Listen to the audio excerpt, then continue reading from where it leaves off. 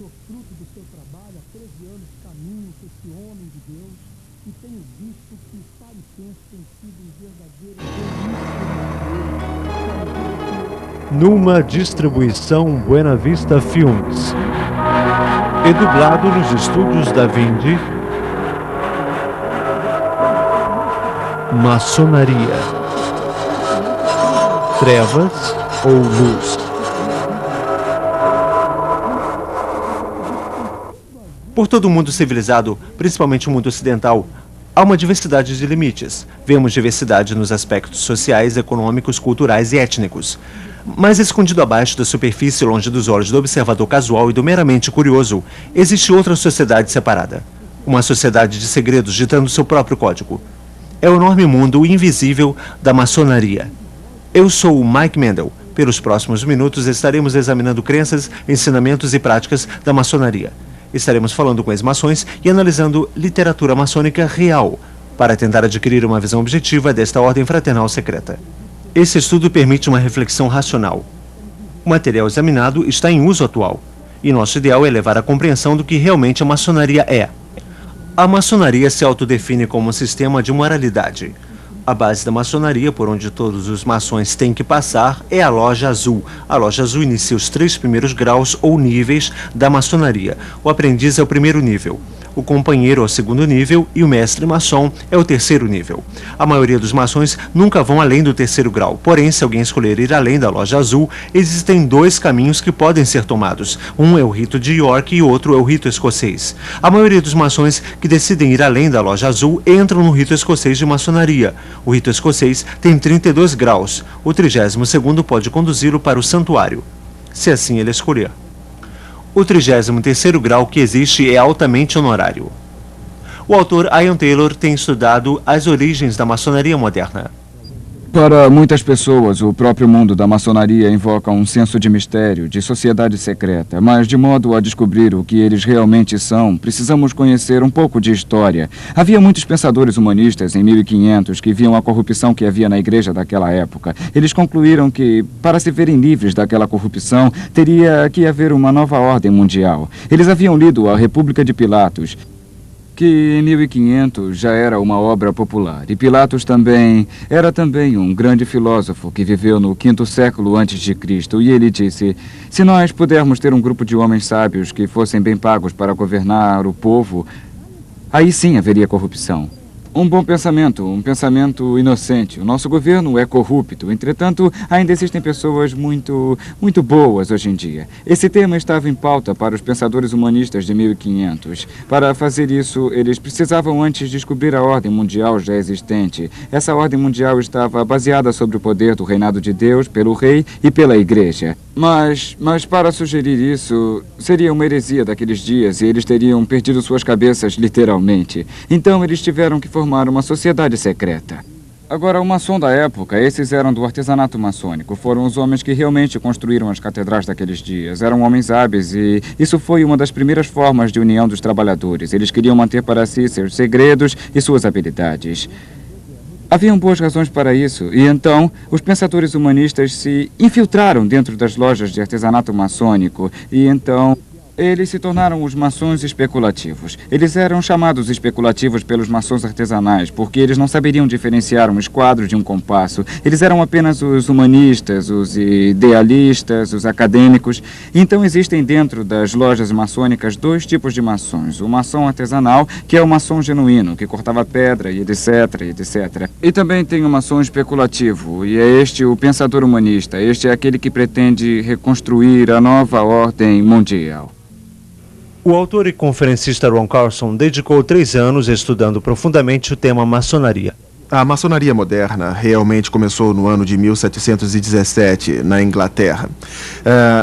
A loja foi formada e muitas dessas coisas foram desenvolvidas depois de 1717, na Inglaterra. Então veio para a América e Canadá, quando as pessoas migravam para a América do Norte durante aqueles anos. E está vastamente estabelecida aqui na América do Norte. Está estimado que próximo a 5 milhões de homens estão envolvidos na maçonaria aqui na América do Norte. Talvez 1 milhão no santuário. O que é maçonaria aos olhos do maçom? O que o maçom acha que é? Bom, nós vemos que a maioria dos maçons entram para a maçonaria visando-a simplesmente como uma organização fraternal, como escoteiros avançados, porque o pai ou o avô faziam parte da maçonaria. E eles se envolvem inocentemente, sem se darem conta de que é uma organização religiosa desenvolvida para específicos fins espirituais. Ao passar dos séculos, o homem tem desenvolvido uma variedade de crenças e tradições. Algumas dessas, como o cristianismo, o judaísmo e o islamismo, são monoteístas, ou seja, são baseados no conceito de um só Deus. Outras, como o hinduísmo, são politeístas, acreditando em muitos deuses e deusas. Uma das religiões mais antigas talvez seja a mais universal. Emergiu praticamente intocada e geograficamente separada, em culturas radicalmente diferentes. Essa religião é o paganismo. A adoração da deusa Lua e do deus Sol, que também eram chamados, por exemplo, podemos citar Apolo e Diana, ou mesmo uma gama de outros nomes. O paganismo é a mesma religião mística que emergiu na antiga Babilônia muitos mil anos atrás. Mas o que tem o paganismo a ver com a maçonaria? O ritual da teologia da maçonaria realmente originou do paganismo egípcio. E a razão para isso é que, como podemos ver, em 1717, os rituais de teologia foram reunidos e formalizados e criaram uma grande loja na Inglaterra. A razão era que já havia, naquela época, um grande número de lojas na Inglaterra e em toda a Europa. E naquele tempo todos tinham práticas um pouco diferentes. Essas práticas vieram das origens de maçom especulativo, que obviamente era o ecrucionismo. E seus membros acreditavam nas tradições egípcias e, como podemos ver, dentro da maçonaria encontramos Osíris, Adonis e Ísis, que são mencionados frequentemente. Então é claro que esses são os símbolos pagãos. Um dos rituais usados em algumas das lojas antes de 1717 e um pouco depois também era o ritual de iniciação com o sangue. Neste momento, o dedo mínimo era cortado e o sangue era derramado, e este era o novo membro fazendo uma aliança de sangue com a organização. O que acontece é que quando o maçom se une à loja, ele primeiro entra no que é chamado de loja azul. E a primeira coisa que ele é obrigado a passar é pela cerimônia de iniciação, chamada de nível de aprendiz. E nesta cerimônia de iniciação, parte da sua roupa será tirada e uma venda será colocada sobre seus olhos e uma corda em seu pescoço. E ele vai ser trazido para a porta da loja maçônica. Ali uma pessoa se aproxima dele e o conduz até lá dentro. E ali ele vai se achegar ao altar. E o mesmo maçom vai ficar atrás do altar e depois do altar fica um homem chamado Venerável Mestre. Hoje percebemos que quando um novo membro se junta à organização, ele se ajoelha com os olhos vendados e com o peito nu. O mestre da loja encosta uma espada de ponta afiada no peito esquerdo. E eles são inquiridos com os olhos vendados a fazer um juramento de sangue para não revelar os segredos da maçonaria, ou eles perderiam sua vida. Todo maçom coloca seu dedão em sua garganta e faz o juramento de sangue para não revelar os segredos da maçonaria ou terá sua garganta cortada de orelha a orelha, seus intestinos rasgados serão dados aos animais. Esse juramento pagão de sangue os levam a jurar segredo para que eles não revelem os segredos que aprenderiam à medida que progredissem na loja maçônica. Agora, a maioria dos homens vão entrar no rito escocês e progredir até o 32º grau. E em cada um desses graus, eles irão adorar deuses diferentes, deuses egípcios, deuses da Pérsia, deuses gregos. E eles fazem uma série de rituais. Agora, muito disto é camuflado com símbolos e alegorias para que os maçons que os fazem não entendam inteiramente o que estão fazendo. Nos níveis da loja azul, o principiante é iniciado para a trindade egípcia de mistérios antigos do Egito. E a trindade egípcia é escondida do principiante. Ele não sabe tudo pelo qual ele está sendo iniciado, não lhe é mencionado. Mas se eles lessem seu livro que explica os símbolos e a alegoria, se torna muito óbvio em que eles estão envolvidos. Eles estão envolvidos em adoração idólatra e pagã. Muito dela está baseada na Cabala, que é o livro de ocultismo do Antigo Egito.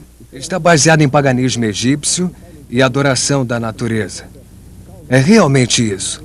Está baseada na adoração no poder regenerativo do macho e no poder regenerativo da fêmea. É o resultado. Qualquer historiador iria logo concordar que o paganismo era e é uma religião da natureza. Seus rituais eram intencionalmente desenvolvidos ao redor das fases da lua, bem como das estações do ano, etc. Rituais foram desenvolvidos para encorajar colheitas, procurando pela bênção do sol, aquele que dá o calor e é a contrabalança da lua, o tempo de paz para plantar e colher. Desta dualidade de adoração, sol e lua, luz e escuridão, ativo e passivo, macho e fêmea, o paganismo desenvolve direitos de fertilidade baseada sobre o ato sexual e, mais especificamente, órgãos reprodutores sexuais. Esta é uma das razões pelas quais o maçom, quando entra na loja, é obrigado a vestir um avental de pelica branco. O maçom usa esse avental de pelica branco como uma cobertura. O que eles realmente acreditam na maçonaria é no princípio gerador da vida. Você sabe que eles usam o esquadro e o compasso com a letra G. Você vê o esquadro e o compasso com o G nas lojas maçônicas. Uns maçons vão até dizer que é geometria que é geometria do universo, ou que significa Deus. Na verdade, o próprio livro deles diz que é o princípio gerador da vida. Que o compasso, não o esquadro, representa o feminino e o compasso descendo sobre ele representa o macho que está fertilizando a fêmea. Este é o princípio gerador, o órgão masculino é o que traz a imortalidade na vida. Veja só, quando eles falam de imortalidade, eles estão falando sobre a recriação da vida através do ato sexual. E isso é o que eles estão cobrindo com o avental de pelica branco, e é por isso que a mulher nunca pode ser maçom. Ela não tem o princípio gerador da vida, por isso eles orgulhosamente usam em sua lapela o esquadro, o compasso e a letra G.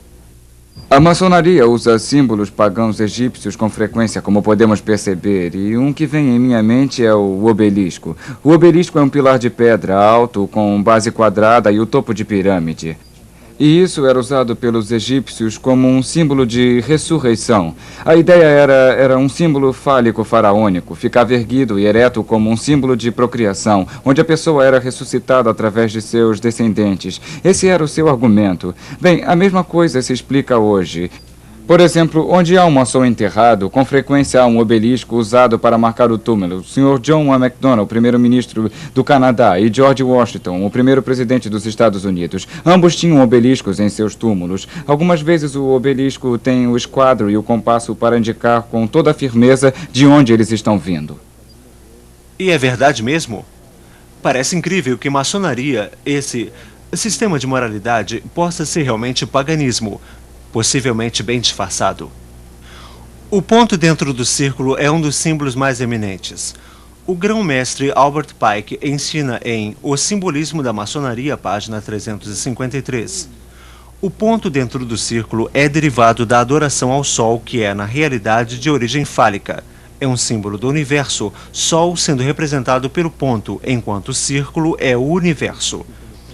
Make afirma mais a fundo em seu manual da loja, página 56. O fálico era a imaginação do órgão gerador masculino. Era representado geralmente por uma coluna, que na sua base era rodeada por um círculo. O ponto dentro do círculo foi intencionado pelos antigos como uma espécie de poder fálico da natureza, o qual eles adoravam sob a forma única do ativo ou princípio macho, mas do passivo ou princípio da fêmea. O paganismo reconhecia e adorava esses poderes como a força criativa na natureza. Albert Pike era Gran Comandante do rito escocês em 1800. Do seu livro Morais e Dogmas, o Sol e a Lua representam dois grandes princípios ou geração, o ativo e o passivo, o macho e a fêmea. Ambos brilham sua luz sobre seus descendentes, a estrela brilhante ou Horus. Essas autoridades maçônicas concordavam que o simbolismo da maçonaria era ocultista e era derivado do paganismo. Os rituais ocultistas e o simbolismo que são centrais na maçonaria foram tremendamente significantes para mim. Pessoalmente, eu estive profundamente envolvido por muitos anos com bruxaria. A bruxaria é a religião do paganismo e é a adoração do deus Sol e da deusa Lua em várias formas. Eu estive envolvido no ocultismo por 12 anos. Steve Warren nos fala de sua experiência. Quero dizer, eu estava constantemente todos os dias lendo, pesquisando, como também praticando artes como adivinhação entrando em contato com os mortos através de médiuns, cartas de tarô, a bola de cristal e tudo que pode ser considerado ocultismo, eu estava envolvido. O simbolismo na própria bruxaria é muito grande. Muitos dos implementos usados têm significação em termos de elementos naturais, como Van representando o ar, Azor representando o fogo, Akalis a água ou o pentagrama representando a terra. E esses seriam agrupados de várias maneiras para se tirar maior vantagem das forças espirituais que estão atuando por um tempo determinado. E era altamente ritualística, com mantos, e com desenhos ou círculos mágicos, com a invocação de deuses, e para atender aos praticantes.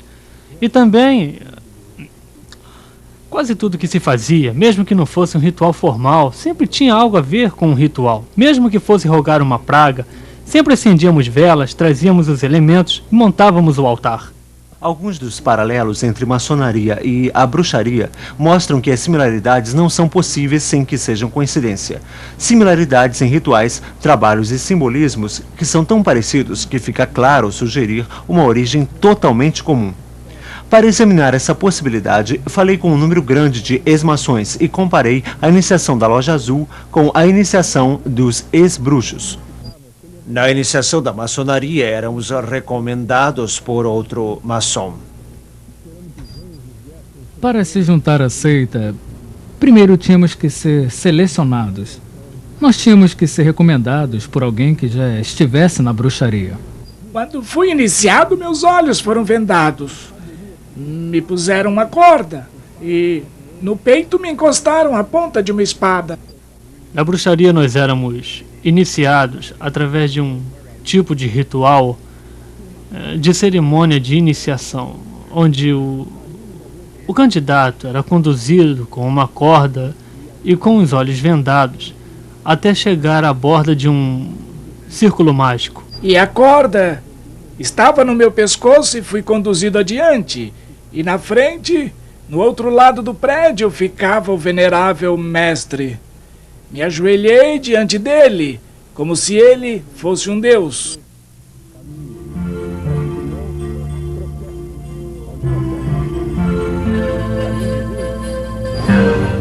Quando fui iniciado na loja, um tipo de faca foi posta em meu peito esquerdo. Fui avisado que se eu revelasse qualquer um dos segredos da maçonaria, eu seria punido. Quando você era apresentado ao sacerdote, uma espada era posta no seu peito, você fazia um juramento de sangue, prometendo ser fiel aos segredos da bruxaria. Quando você está na sala, a venda é tirada de você, e essa é a hora em que você diz que está vindo das trevas para a luz. Durante a cerimônia de iniciação, o iniciante é conduzido pelo sacerdote e é desafiado na beirada do círculo por alguém dizendo: "Quem está aí?" A resposta é: alguém do mundo das trevas. Nossas orações terminavam com "assim seja". Um dos outros aspectos e também características da bruxaria é que sempre ao final de qualquer feitiço ou ritual, onde o poder era liberado, pois era aqui que era liberado, falava-se então "assim seja". Fiquei muito intrigado ao saber que a bruxaria e a maçonaria tinham tanto em comum. No entanto, os seguidores da bruxaria dispensam o conceito bíblico de Lúcifer. A maçonaria vai tão longe que realmente chama Lúcifer de Deus. Nas palavras do soberano pontífice da maçonaria universal, Albert Pike. Sim, Lúcifer é Deus. Infelizmente, Adonai também é Deus. A verdadeira e pura religião filosófica é a crença em Lúcifer, o igualitário a Adonai. Mas Lúcifer, Deus de luz e Deus de bondade, está lutando pela humanidade contra Adonai, o Deus das trevas e da maldade. Ouça as palavras do maçom do 33º grau Manlip Hall. Quando o maçom descobrir que a chave do guerreiro é a correta aplicação do dínamo de força vivente, então ele aprenderá o mistério da sua arte. As forças agitadas de Lúcifer estão em suas mãos e antes que ele possa dar passos à frente e para cima, ele deve provar sua habilidade em aplicar essa energia. Dos literalmente milhões de maçons do mundo todo, quantos estão realmente conscientes do real significado dos símbolos maçônicos? A resposta é bem poucos. Como a maioria dos maçons nunca ultrapassam o 3º grau da loja azul, a classificação de mestre maçom, a maioria deles nunca descobrem no que estão envolvidos. E nunca vão descobrir o que é maçonaria, a não ser que tentem entrar nos níveis mais altos do rito escocês ou do rito de York. De fato, eles não são só ignorantes, são deliberadamente enganados por seus superiores na loja. Assim falou a própria autoridade Albert Pike. Os níveis azuis não são mais do que a parte de fora do templo. Parte dos símbolos são expostos ali para os iniciantes. É intencional que eles não os entendam, mas é intencional que eles pensem que os entenderam. Quando muitos maçons passam pelos primeiros 3 graus, tornam-se mestres maçons e param por aí, pensando que é somente uma organização fraternal. E eles não percebem que seus líderes têm conscientemente mentido e os enganado porque eles não querem que se entenda os verdadeiros ensinamentos da maçonaria. Eu comecei com boas intenções, achando que estava entrando numa fraternidade de fato muito interessada em ajudar pessoas. Mas agora eu percebo que em escalões mais baixos, níveis inferiores, você não sabe toda a verdade. O significado da loja, o que ela era para mim, um grupo de pessoas que estavam ali para ajudar os outros. E haviam diferentes coisas assim, que se podiam perceber na loja. As pessoas estavam juntas, unidas por algo, e pensei ser uma organização cristã. O que fazia alguém pensar que a loja maçônica era um lugar cristão? Era o fato que encontrei pessoas que eram membros da mesma igreja a que eu pertencia, a Igreja Presbiteriana do Canadá, como membros da loja, membros em posições importantes na loja. E acontecia que essas pessoas, dentro dos rituais, usavam citações das Escrituras. Então, isso me fez pensar que eu estava certo. Eles pensam que estão ingressando, na verdade, numa organização cristã. Isso porque, na verdade, os 3 graus da loja azul são validados no espelho cristão. Jesus Cristo é o centro da fé cristã. E, de fato, sem ele não há cristianismo. Isto é porque Jesus declarou ser Deus encarnado e, como tal, não pode ser separado de seus ensinamentos. Ele não ensinou um sistema de moralidade para levar alguém a Deus. Ao contrário, ele disse ser o caminho ao Pai. Na maçonaria, qual é o ensinamento oficial sobre o Messias? Ouça de novo o soberano pontífice do rito escocês, Albert Pike. Ela reverencia todos os grandes reformadores. Ela vê em Moisés, o doador da lei dos judeus, em Confúcio, Zoroastro, Jesus de Nazaré e no árabe iconoclasta grandes mestres de moralidade e eminentes reformadores, e nada mais. Em outras palavras, Jesus foi reduzido a um grande reformador. Nem um pouco diferente de Confúcio ou Zoroastro, mas a Bíblia diz claramente em Atos capítulo 4: em nenhum outro há salvação, porque também debaixo do céu nenhum outro nome há dado entre os homens pelo qual devemos ser salvos. A essência do cristianismo é que o homem é incapaz de salvar a si mesmo. Por esta razão, Deus mandou seu único filho para fazer expiação por nós, morrendo em uma cruz. Isso é tão diferente da forma de ensinar de Mendenhall em seu livro Chaves Perdidas da Maçonaria. O verdadeiro maçom não é preso a uma crença. Ele percebe com iluminação divina de sua loja que, como maçom, sua religião deve ser universal.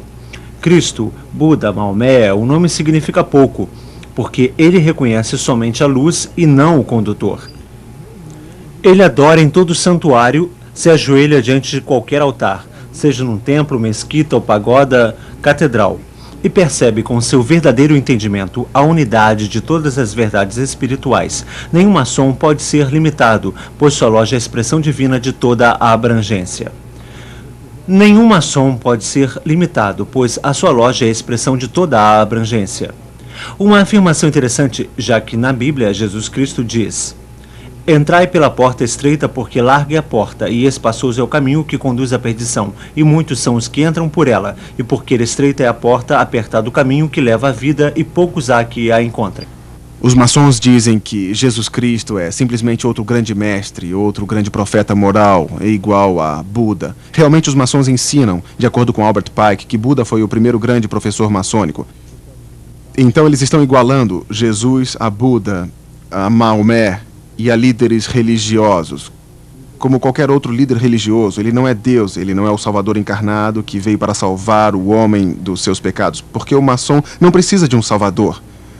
Os maçons acham que eles podem salvar a si próprios através de boas obras. Na loja que eu pertencia, nós tivemos um muçulmano pedindo para ser membro. E os membros da minha loja não tinham como iniciá-lo porque sabiam que não poderiam iniciá-lo com a Bíblia Sagrada. Então, eles mandaram uma carta para a grande loja de Alberta, Canadá, pedindo instrução. E a carta voltou afirmando que deveríamos colocar o Alcorão com o esquadro e o compasso ao lado da Bíblia, com o esquadro e o compasso sobre o altar e iniciá-lo com todas as honras. O cristão acredita na Bíblia, no fato de que Deus existe na Trindade, as três pessoas que são o Pai, o Filho e o Espírito Santo. Mas o que a maioria das pessoas não sabem, inclusive os maçons, é que o Deus da maçonaria, o grande arquiteto do universo, também é uma trindade. Em ambos os ritos, tanto o escocês quanto o York, você descobre que os maçons estão em uma jornada procurando o nome perdido de Deus. Parte da sua religião é a crença que o nome secreto de Deus foi perdido. E eles contam toda uma história da construção do Templo de Salomão e o arquiteto Hiram Abif, que quando construíram o templo, perdeu o nome sagrado de Deus. Então eles dizem que o maçom está nessa procura para reaver o nome de Deus. E somente quando chega-se ao grau do Real Arco, finalmente é dito qual o nome sagrado de Deus e que só os maçons é que sabem. E eles se orgulham que só eles são os guardiões do nome secreto de Deus. E este nome só pode ser sussurrado entre os maçons por 3 maçons de cada vez, cada um falando uma sílaba. O nome é Jabulon, que é a combinação de 3 palavras: Jeová, Baal e Osíris, o deus egípcio.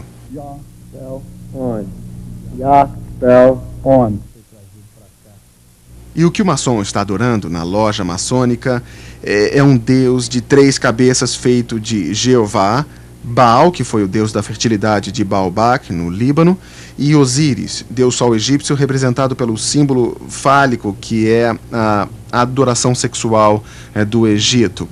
E desta combinação sai um monstro de 3 cabeças, e dizem que esse é o deus maçônico a quem eles adoram.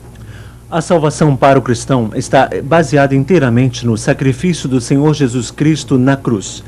A Bíblia diz que todos pecaram e estão afastados da glória de Deus. E que não importa o quanto nos esforcemos para sermos bons, jamais alcançaremos o alvo de sermos santos como Deus. Mas Deus dá o presente gratuito da vida eterna para aqueles que acreditam em Jesus Cristo e permitem que Ele pague pelos seus pecados na cruz. Nas palavras de João 3,16... Porque Deus amou o mundo de tal maneira que deu seu único Filho, para que todo aquele que nele crê não pereça, mas tenha a vida eterna. A salvação para o maçom é algo totalmente diferente. Os maçons estão contando com suas boas obras, algo que a Bíblia diz que não pode salvá-los de fato. O monitor maçônico ensina que Deus, o olho que tudo vê, vai recompensar o homem de acordo com suas obras. O olho que tudo vê penetra nas profundezas do recesso no coração humano e vai nos recompensar de acordo com nossos méritos. No 19º grau do rito escocês é dito ao maçom: o maçom que tem dado prova de sua afeição aos estatutos e regras desta ordem, no final o fará merecedor de entrar na Jerusalém celestial, o céu. O 28º grau do rito escocês afirma: o verdadeiro maçom ergue-se por degraus até alcançar o céu. Os maçons acreditam que eles podem merecer a salvação e que eles podem subir uma escada até Deus, a quem eles chamam de grande arquiteto do universo, e que um dia eles vão ficar diante de Deus e Deus irá levá-los ao céu. Não por causa de Jesus Cristo, não, mas porque eles foram bons maçons e fizeram boas obras. Um dia eu estava conversando com o pontífice do santuário em Minneapolis, de onde eu sou. Ele me ligou um dia.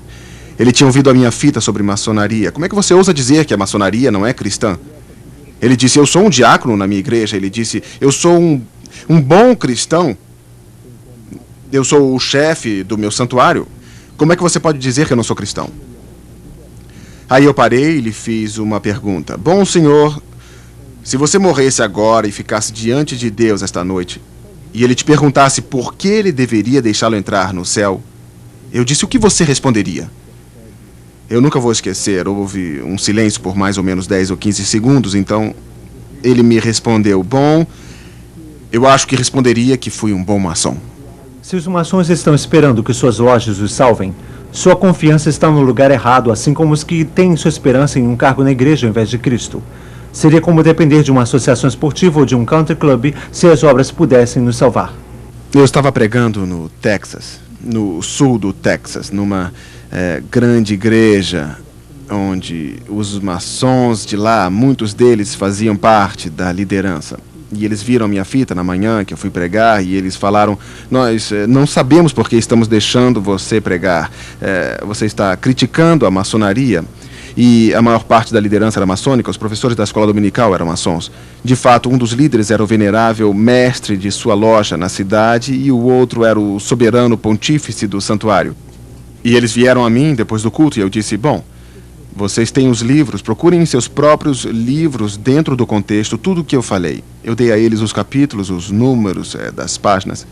Eles ficaram até 4 da manhã daquele domingo vendo todos os documentos em suas próprias bibliotecas maçônicas. Eles voltaram na segunda de manhã e disseram, nós queremos que você saiba, Ron, que todos nós resignamos da loja a noite passada. E nós estamos vendo isso acontecer por todo o país, quando os maçons tirarem o embrulho e examinarem o conteúdo do que estão envolvidos e eles vão descobrir que estão mesmo numa seita não cristã, pagã e idólatra e que nenhum cristão deve fazer parte. Neste vídeo, tentamos ser objetivos. Nós não temos nada contra a organização maçônica nem com o indivíduo maçom. Não existe nenhuma dúvida que grande quantidade de bondade tem sido feita em nome da maçonaria e que a moral de alguns, se não de muitos maçons, é de nível muito alto. Mas isso, infelizmente, não é a questão. A questão real aqui é a religião pagã que tem mais em comum com a bruxaria do que com o cristianismo. Chega a hora em que você diz que veio das trevas para a luz. O seu Deus não é o Deus da Bíblia. É o Deus Jabulon, um composto de Jeová, Baal, o Deus da fertilidade, Osíris, o Deus Sol egípcio de adoração fálica. Sua forma de salvação não é a cruz de Cristo, mas o sistema de moralidade e boas obras para alcançar a tão almejada loja celestial. E para o maçom, Jesus Cristo não é o sem pecados Filho de Deus, mas é rebaixado à posição de um simples reformador, que não é diferente de Buda, Confúcio ou Maomé. É aqui que levantamos a questão com a maçonaria. O mesmo Jesus que afirmou ser Deus em carne humana, afirmou ser o único caminho ao Pai. Também disse que não podemos servir a dois senhores. Se você é maçom, você tem que tomar decisão. Você não pode ser um cristão e permanecer na loja maçônica. Ou você deixa seus pecados serem levados à cruz de Jesus, ou então tente pagar por eles em um sistema de moralidade e boas obras. Há versículos na Bíblia que afirmam que devemos sair das trevas. E diz também que as trevas não têm contato com a luz. E também o livro de Provérbios afirma que existe um caminho que parece reto ao homem, mas conduz à morte. Então o meu conselho para as pessoas é que se afastem de tudo isso.